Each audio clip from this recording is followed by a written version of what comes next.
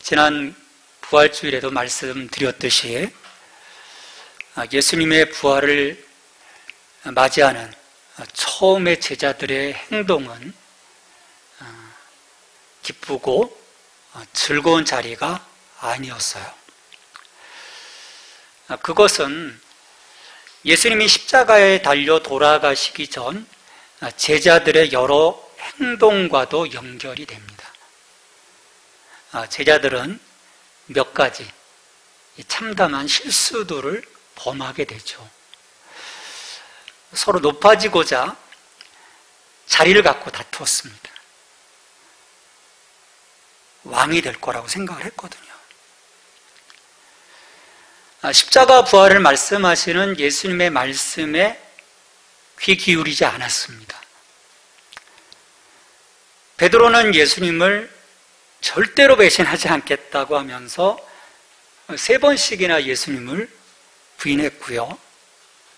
제자들은 예수님이 붙잡히는 순간 뿔뿔이 흩어져 도망쳤습니다. 심지어 부활하신 예수님의 소식을 듣고도 믿지 않고 의심했어요. 결국은 부활하신 예수님께서 너희가 참 믿음이 없고 마음이 완악하다라고 하는 책망을 받기까지 합니다. 이런 그 상황에 맞닥뜨리면 사람들은요, 디프레스 될 수밖에 없는 것 같아요. 스스로 자기의 그런 그 부족함 때문에 가라앉는 거죠. 그런 자신을 오히려 부끄러워하고 용서를 구해야 하는데 용서를 구하기보다는 대부분 숨어버리는 경향들을 볼 수 있습니다. 그 대표적인 경우가 극단적인 선택을 한 가룟 유다예요. 스스로 죽음을 택하는 것이 용서를 구하는 것이 전혀 아닌데 그는 스스로 목숨을 끊음으로 숨어버리는 거죠. 그래서인지 예수님이 부활하셨다는 이 놀라운 사실 앞에서도 그리고 실제로 저녁 식탁 가운데 예수님이 오셔서 자신을 드러내셨음에도 이 제자들의 행동을 보면 의외의 행동을 합니다. 아직 뭔가 제자리를 찾지 못한 거예요. 어쨌든 그 예수님의 그 명령을 따라서 갈릴리로 제자들이 돌아옵니다. 돌아온 후에 제자들이 시간을 보내고 있죠. 베드로, 도마, 나다나엘, 야고보와 요한 그리고 다른 두 제자들은 그렇다면 실패로 점철되었던 자신들을 돌아보면서 이제 부활하신 주님이 말씀하신 대로 갈릴리로 오실 것이니까 그런 자신들을 성찰하면서 그 주님을 기다려야 했던 거죠. 그게 이제 정상적인 행동인 거예요. 근데 전혀 뜻밖의 행동을 하죠. 베드로가 다른 제자들에게 자기는 물고기를 잡으러 간다라고 이야기를 해요. 딱히 할 일이 없다라고 생각한 다른 제자들도 베드로와 함께 배에 오르게 됩니다. 하지만 우울한 기분으로 배에 올랐는데 뭔가 일이 되겠습니까? 고기가 잡히겠어요? 밤새 고생만 합니다. 사람들은 그런 생각을 하는 거죠. 뭔가 이 상황들을 좀 벗어나기를 원하는 거예요. 그래서 액티브한 일을 하면 지금 이런 그 마음들이 좀 괜찮아지지 않을까 하는 그 생각인 거죠. 아마 제자들도 그런 어떤 그 분위기 전환을 생각했던 것 같아요. 그래서 배에 올랐던 거죠. 근데 오히려 스트레스만 쌓이는 거예요. 가장 큰 문제, 결정적인 문제를 해결하지 않고 어떤 일에 집중하거나 몰두한다고 해서 우리가 그 문제에서 벗어날 수 있는 것은 결코 아닙니다. 우리가 신앙생활 하다 보면 종종 이런 실수들을 해요. 주님과 나 사이의 가장 본질적인 문제들이 해결되지 않았는데, 그것들이 선행되지 않았는데 다른 것에 몰두하면서 그것들을 잊어버리려고 하는, 근데 오히려 더 침체되는 거죠. 그래서 더 중압감에 눌리게 되고 힘들어하게 되는 것 같아요. 자, 밤새 뭔가를 떨궈내기 위해서 몸부림치던 그런 제자들을 부활하신 예수님께서 찾아오셨습니다. 예수님 없이 갈릴리 호수에서 밤새 허탕만 치던 이 제자들에게 예수님께서 말씀하시죠. 멀리서. 아직 제자들은 그 사람이 누군지 모르는 상황 속에서 배 오른편에 그물을 던져라라고 말씀하세요. 그로 인해 밤새 텅텅 비어 있었던 빈 배가 물고기로 가득 차게 됩니다. 허무함이 충만함으로 바뀌었던 거죠. 허무함이 충만함으로. 이것은 처음 베드로가 예수님을 만났던 예수님에 대한 기억을 떠올리게 합니다. 그때 베드로는 신적 두려움으로 예수님의 주대심 앞에 무릎을 꿇었어요. 게다가 예수님은 손수 준비하신 아침밥으로 밤새 허기진 제자들의 배를 채워주셨습니다. 우리 드라마 같은 데도 보면은 뭔가 지쳐있는 사람에게 밥 한 끼 딱 줄 때 그 힐링이 되거든요. 이 말이 필요 없는 힐링의 시간인 거예요. 부활하신 예수님의 찾아오심으로 제자들 가운데 회복과 치유가 일어나는 것입니다.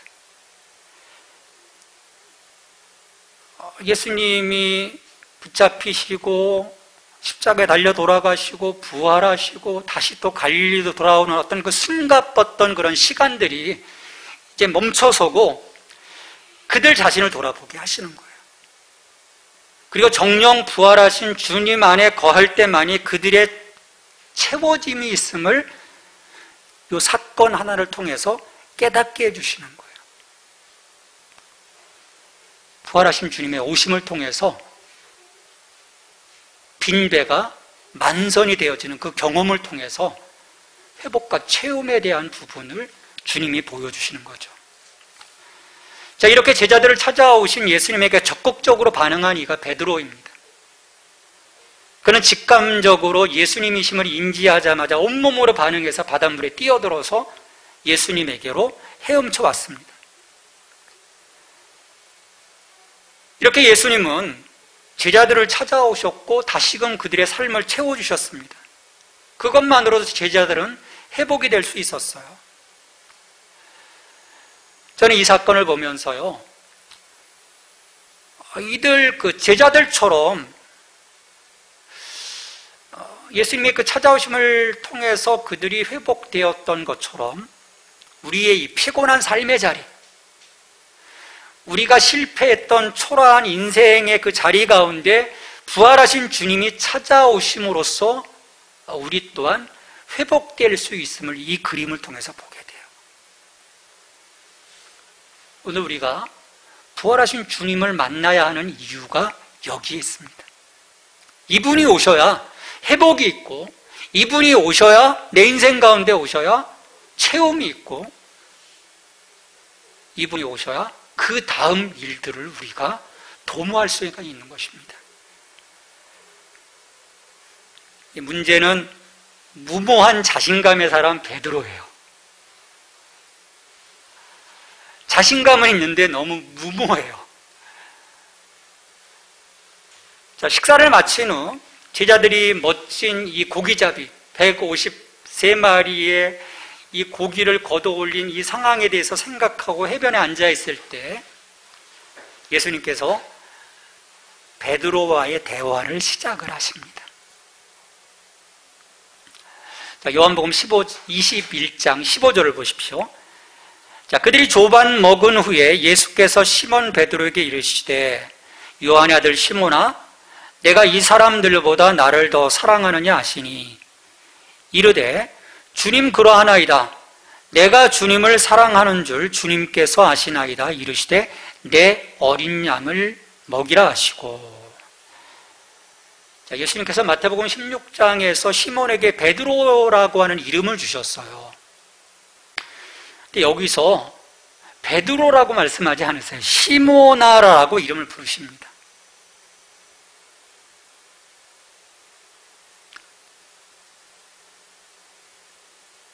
처음 그 예수님을 만난 그 시몬의 어떤 그 감격 속으로 들어가는 거죠. 그 첫사랑, 초심의 마음.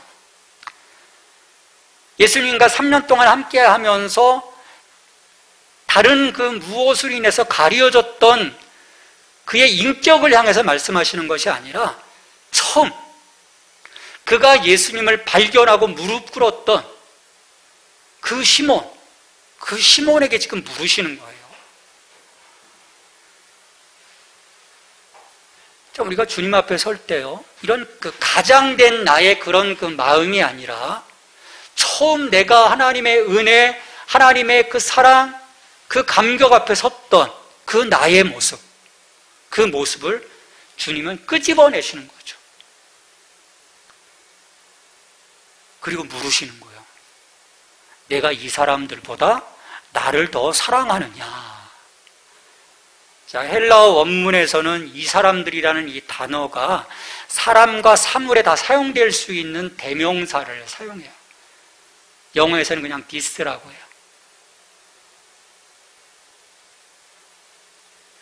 그럼 몇 가지 의미로 볼 수 있는 거예요. 야, 너는 함께하는 이 사람들을 사랑하는 것보다 너를 더 사랑하느냐라는 질문. 혹은 이 사람들이 나를, 이 다른 제자들이 나를 사랑하는 것보다 네가 더 나를 사랑하느냐? 왜냐하면 예수님이 십자가에 대한 얘기하셨을 때 얘네들이 다 배신해도 나는 배신하지 않겠습니다라고 얘기를 했었거든요. 그런 의미를 볼 수 있는 거예요. 또 이것들, 어떤 사물을 볼 수 있는 거죠. 네가 그렇게 잡고자 했던 이 고기, 이 배, 너의 소유, 너의 명예, 이것들보다 너 나를 더 사랑하느냐라고 묻는 거예요. 자, 의미가 어떤 것이든 예수님은 베드로에게 예수님을 향한 그의 마음, 그 마음을 다시금 확인하고 계시는 거예요. 무모한 자신감의 발로에서 나오는 것이 아니라 그 마음 깊숙한 곳으로부터 나오는 그의 그 진정한 그 마음 속에서 정말 예수를 사랑하고 있니? 나를 사랑하니? 라고 물어보시는 거죠. 왜냐하면 베드로는 저 죽기까지 따라가겠습니다 고백했었는데 부인했잖아요.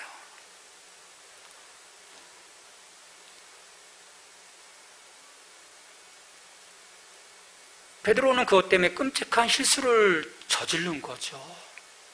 참담한 실수를 저지른 거예요. 이건 베드로만의 문제가 아닌 것 같아요.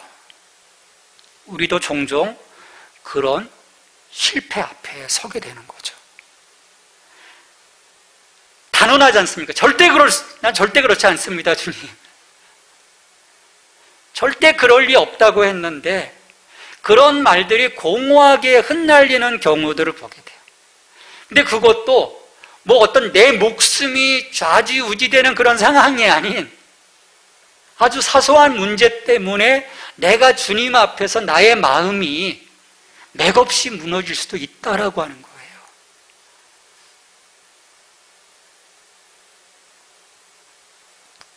베드로는 요한복음 13장 37절에서 고백을 하지 않습니까? 주여, 내가 지금은 어찌하여 따라갈 수 없나이까? 주를 위하여 내 목숨을 버리겠나이다. 목숨을 버리겠다고 했어요.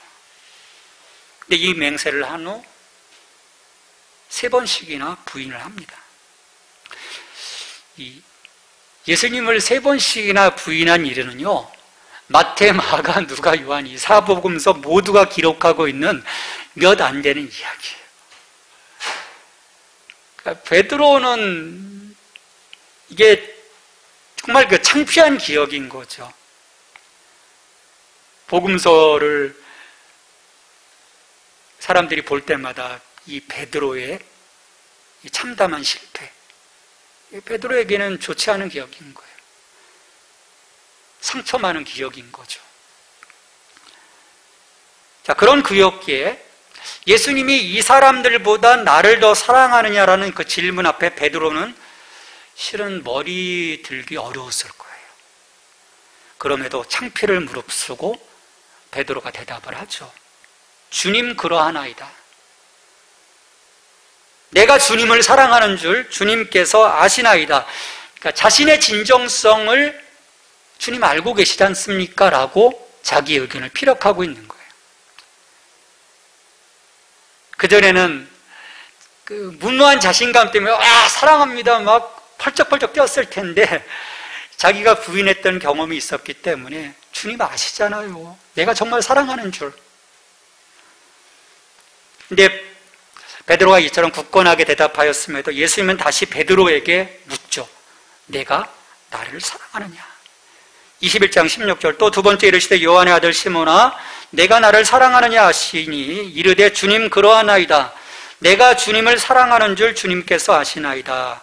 이르시되 내 양을 치라 하시고 베드로는 또다시 대답을 해요. 내가 주님을 사랑하는 줄 주님께서 아십니다. 하지만 예수님은 집요하셨어요. 베드로에게 3번째 같은 질문을 던지십니다. 17절에서 3번째 이르시되 요한의 아들 시몬아 내가 나를 사랑하느냐 하시니 주께서 3번째 내가 나를 사랑하느냐 하심으로 베드로가 근심하여 이르되 주님 모든 것을 아시오매 내가 주님을 사랑하는 줄을 주님께서 아시나이다. 예수께서 이르시되 내 양을 먹이라.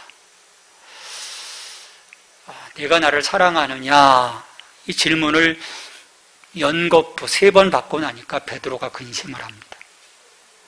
왜 근심했을까요? 창피한 기억이 떠오르는 거죠. 3번 부인했지 않습니까? 그 상황에 지금 직면케 하시는 예수님의 의도를 느끼면서 근심했던 거죠. 근데 이것은요, 예수님께서 베드로의 죄를 드러내고자 하시는 의도가 아니었어요. 예수님은 그런 짓궂으신 분이 아니세요. 베드로와의 대화는요, 예수님의 치료의 이야기입니다.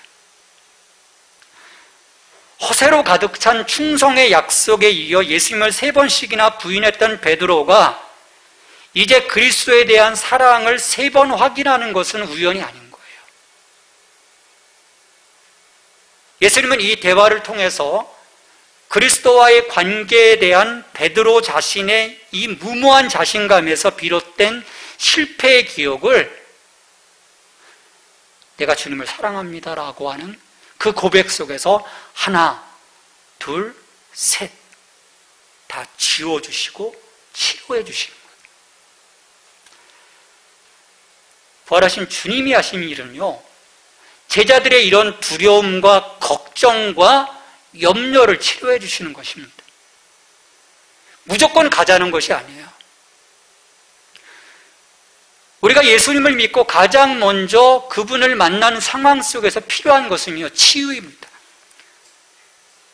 부활하신 주님을 통해서 우리 안에 치유의 역사가 일어나야 돼요. 회복되어져야 해요. 올가매고 있는 그 마음의 짐, 그것들을 벗어버리게 하시고 새로운 길을 바라볼 수 있도록 하시는 이 주님의 치유의 앞에 우리가 설 때 우리는 새로운 삶을 살아갈 수 있는 거죠. 예수님께서 그래서 제자들이 자신의 상처 속에 숨어들어 왜곡된 삶을 사는 것을 원하지 않으셨던 거예요. 그래서 치료해 주시는 거예요. 이 치료가 되지 않으면요, 우리의 모습들은 어떻게 왜곡되어질지 몰라요. 겉으로는 평온한 것 같고 겉으로는 예수를 잘 믿는 것 같지만 그 속은 아닌 거죠. 가룟 유다의 모습을 갖게 되는 거예요. 이처럼 베드로의 사랑을 확인하기 위한 이 세 번의 초대는 베드로를 괴롭히던 세 번씩이나 주님을 부인함의 그 기억으로부터 그를 구해내고자 하신 예수님의 의도였던 것입니다. 우리가 하나님 나라를 살아가는 것은요, 이 하나님의 은혜로우신 이 용서 앞에 설 수 있을 때 비로소 이루어질 수 있습니다. 주님의 용서 앞에 우리의 이 파괴적인 이 기억들, 이 기억의 짐들이 내려진 후에야, 그래서 그리스도 안에서 참 자유함을 얻었을 때 우리는 앞으로 나아갈 수 있는 거예요. 그렇지 못하면요, 계속 공전입니다. 제자리 걸음이에요. 이 무거운 짐들을 우리는 내려놓은 후에야 능력을 받을 수 있어요. 변화를 받을 수 있어요. 기쁨으로 예수님을 증거할 준비를 갖추게 되는 것입니다.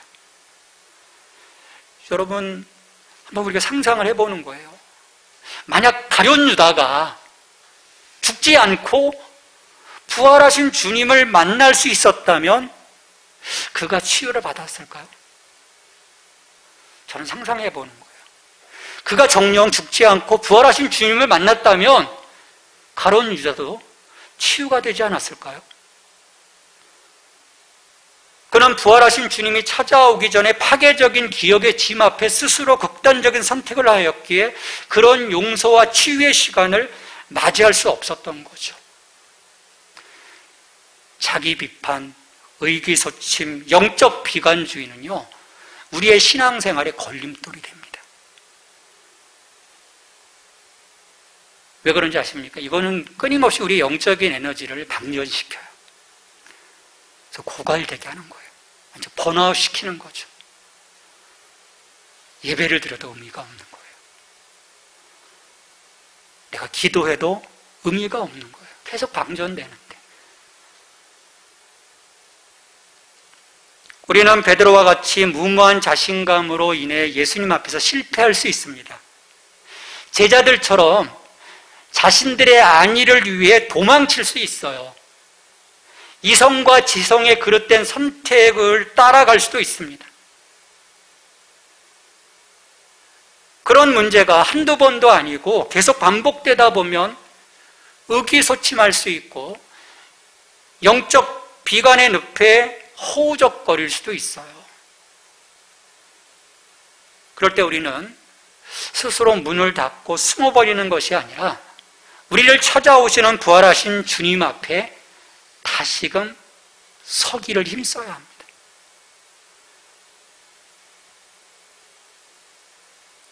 그리고 그 시간을 통해서 주님 없이 무기력한 삶을 살아가고자 했던 우리 자신을 돌아볼 수 있어야 되는 것이죠. 그럴 때 주님은 우리를 다시 품어주시고 용서해 주실 것입니다. 우리의 이 파괴적인 기억의 짐들을 내려놓게 하실 거예요. 베드로의 회복은요, 우리에게도 매우 중요한 일입니다. 베드로가 부활하신 주님을 진정으로 만나 치유되고 회복됨을 통해서 그리스도의 몸된 교회에 대한 그의 봉사를 가능하게 만들었기 때문이에요. 예수님이 말씀하시잖아요. 사랑에 대해서 확인하시고 내 양떼를 먹이라, 돌보라. 이 예수님의 명령은 베드로의 평생의 사명이 돼요. 순교하기까지 그 일에 최선을 다합니다. 여기서 이 베드로가 그리스도와의 관계의 회복 속에서 그리스도의 몸된 교회, 그것을 향한 그 헌신을 우리가 보는 것처럼 우리도 그리스도와의 관계를 갖고 있고 그를 진정으로 사랑한다고 하는 것은 우리 또한 그리스도의 몸된 교회를 사랑해야 한다는 것을 의미한다라고 하는 것을 보게 돼요. 그런 의미에서 베드로처럼 우리 각자는 그리스도의 몸을 포용하고 사랑하고 돌보고 보호하도록 부름을 받았습니다. 신앙의 삶은요, 결코 혼자 가는 것이 아닙니다. 서로를 돌아보는 것입니다. 갈라디아서 6장에서 말씀하시는 것처럼 서로의 짐을 지어주는 거예요. 예수님께서 제자들을 향해서 말씀을 하셨습니다. 요한복음 13장 34절에서 이 말씀을 우리 같이 읽겠습니다. 요한복음 13장 34절. 새 계명을 너희에게 주노니 서로 사랑하라. 내가 너희를 사랑한 것 같이 너희도 서로 사랑하라. 서로 사랑하라고 하신 이 새 계명의 실천은 이렇게 부활하신 주님을 진정으로 만남으로써 치유되어진 이들만이 이루어갈 수 있어요. 그런 내 삶의 그런 무거운 그 기억의 짐들, 상처들, 나의 약함들, 이것들이 치유되어지지 않은 상태에서는 서로 사랑할 수 없는 것이죠. 상처로 가득한 기억의 짐을 여전히 짊어지고서는 자기의 상처에 집중하게 돼요. 그래서 거기에 얽매여서 자기만을 바라보게 되기 때문에 다른 지체들을 바라볼 수가 없는 거예요. 그리고 이것이 깊어지면 어떻게 됩니까? 극단적 이기주의에 빠져 몸을 자해하고 만지 않습니까?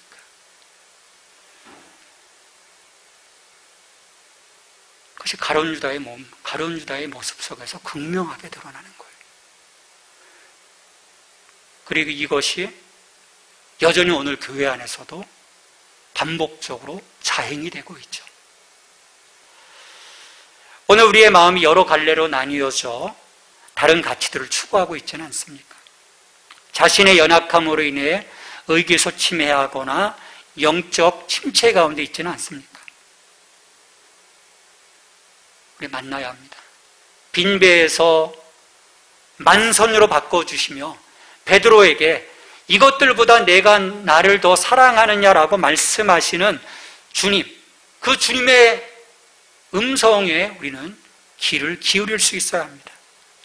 그래서 우리가 진정 부활하신 주님을 만났다면 내가 이것들보다 주님을 더 사랑합니다라고 우리가 고백하게 될 거예요. 그리고 나아가 그분을 사랑함이 주님의 몸된 교회를 사랑하는 것임을 우리는 알게 되겠죠. 오늘 이렇게 제자들을 찾아오신 것처럼 부활하신 주님이 여러분을 찾아와 여러분 안에 힘든 기억, 아픈 상처들을 치유하시고 회복하여서 하나님 나라를 새롭게 하는 그 은혜와 그리고 그리스도의 몸된 교회를 위해 헌신할 수 있는 영적 에너지가 넘칠 수 있게 되기를 주님의 이름으로 축원합니다. 우리 같이 기도하십시다. 같이 기도할 때 주님 내게 오셔서 말씀하여 주시고 나의 이런 그 무거운 나의 상처, 나의 버거운 기억의 짐들을 다 치료해 주시고 새롭게 해주시고 내가 하나님 나라를 살아갈 수 있도록 도와주시옵소서. 우리 같이 기도하겠습니다. 오 주님, 부활하신 주님께서 제자들을 찾아가셔서 그들의 그 기억의 그 짐들을, 버거운 그 실패의 기억의 짐들을 하나씩 하나씩 덜어주시고 치료해 주시고 품어주시고 새롭게 하나님 나라를 살아갈 수 있도록 또 증인의 삶을 살아갈 수 있도록 회복시켜 주신 그 말씀을 우리가 함께 나누었습니다. 주님, 이 말씀처럼 주님 우리가 진정 부활하신 주님을 만나게 하시고 그래서 그 부활하신 주님 때문에 우리의 상처, 우리의 연약함, 우리의 영적인 침체들, 그 힘든 기억들, 아픈 상처들, 그것들이 다 회복되게 하시고 주님, 이제 다시금 주님이 우리에게 명하시는 그 세 계명의 실천의 삶을 살아나갈 수 있는 저희들이 될 수 있도록 주님 축복해 주시옵소서. 오 주님, 우리가 부활의 삶을 살아가기를 원합니다. 그 부활의 능력을 살아가기를 원합니다. 주님, 부활하신 주님 때문에 우리 아이 안에 놀라운 치유의 역사가 이루어지게 하시고 그래서 새 사람의 온전한 삶을 살아나갈 수 있는 저희들이 될 수 있도록 축복해 주시옵소서. 부활하신 주님께서 제자들을 찾아오셔서 그들의 상처, 그들의 그 힘든 기억의 짐들을 덜어주셨던 것처럼 오늘도 우리에게 찾아오셔서 우리 안에 약함, 우리 안에 그 실패의 기억들, 아픈 상처들을 치유하여 주시고 회복하여 주시옵소서. 우리가 주님을 사랑합니다. 주님을 의지합니다. 주님을 신뢰합니다. 주님, 우리 한 사람 한 사람을 만져주시고 옛사람의 삶이 아닌 이제 부활의 능력 안에, 부활의 소망 가운데 서 있게 하시어서 이 땅 가운데서 이 땅의 삶을 살아가는 것이 아니라 진정한 하나님의 나라의 삶을 살아나갈 수 있는 천국 백성 되게 하여 주시옵소서. 감사하고 예수님의 이름으로 기도합니다. 아멘.